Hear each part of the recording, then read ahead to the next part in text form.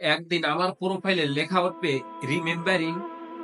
যে চেয়ারে বসে ভিডিওটি বানাচ্ছি সেই চেয়ারটি থাকবে, কিন্তু আমি থাকবো না। দিনের আকাশে সূর্য উঠবে, রাতের আকাশে চাঁদ। সেই চাঁদ সূর্য দেখার সৌভাগ্য আমার হবে না। আমি থাকবো মাটির নিচে। আমার প্রিয়জনেরা আমাকে মাটি চাপা দিয়ে আসবে।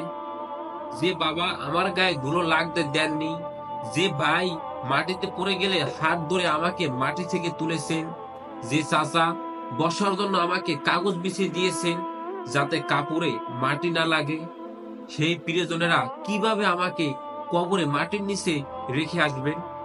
আজ থেকে 1400 বছর আগে আমার মতো আর একজনও একই প্রশ্ন জিজ্ঞেস করেছিলেন। যে রাসূলকে দেখলে সাহাবীদের চোখ জুড়াতো, যে রাসূলকে না দেখতে পেলে সাহাবীদের মন আনচান করত, সেই রাসূলকে কিভাবে সাহাবীরা কবরে রাখলেন? রাসূলের মেয়ে ফাতেমা সাহাবী আনসাকে জিজ্ঞেস করলেন, ও আনসা, রাসূলকে মাটি চাপা দেওয়া তোমরা কিভাবে বরদাস্ত করলে?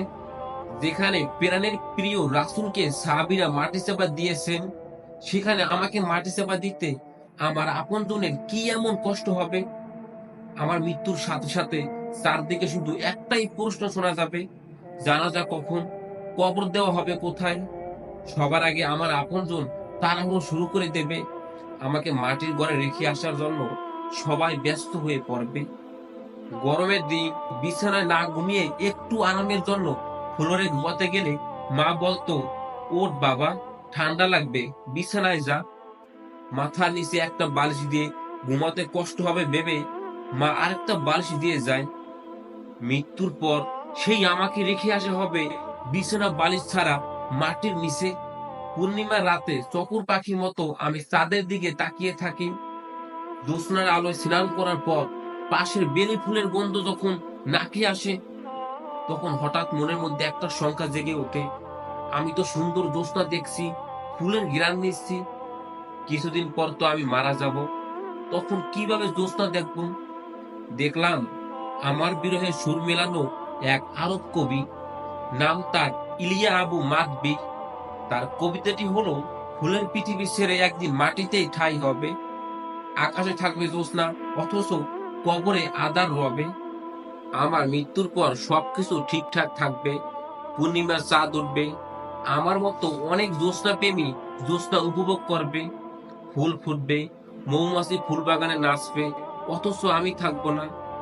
পূর্ণিমার চাঁদ দেখতে দেখতে এই হাহাকারে যখন আমার চোখ দিয়ে পানি ঝরে, তখন আমার রাসূলের আশার বাণী শুনে আমি আবার চনমনিয়ে উঠি। নবীজি বলে, মুমিন তার কবরে সবুজ উদ্যানের মতোই থাকবে।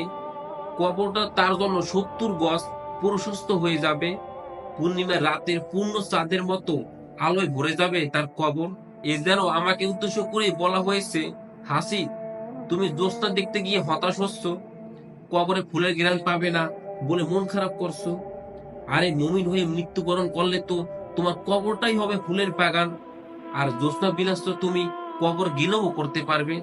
আশার বাণীর পাশাপাশি নবীজি সাল্লাল্লাহু আলাইহি সাল্লাম আমাদেরকে কবরের আযাবের ব্যাপারেও সতর্ক করে দিচ্ছেন।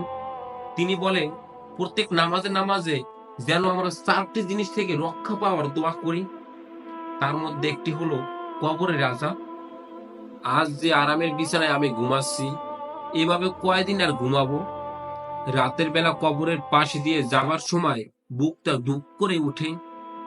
একা একা যে জায়গায় যাবার সময় গা শিরশির করে। কিয়ামতের আগ পর্যন্ত সেই ভয়ঙ্কর জায়গায় আমাকে থাকতে হবে।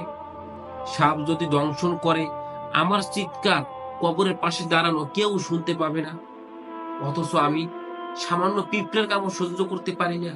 মৃত্যুর পরের জীবনটা যেখানে কাটাবো, সেই জায়গাটা কেমন হবে? রাসূলুল্লাহ সাল্লাল্লাহু আলাইহি ওয়াসাল্লাম বলেন, কবর হলো জান্নাতের একটি উদ্যান অথবা জাহান্নামের একটি গর্ত। ধুলোর বিছানায় আমি ঘুমাই না, অথচ কত শত বছর যে আমাকে থাকতে হবে মাটির নিচে।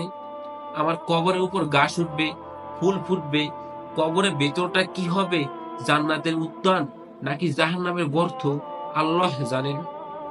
আল্লাহ এমন মৃত্যু দিও যেন চোখ বুঝলেই জান্নাত পাই।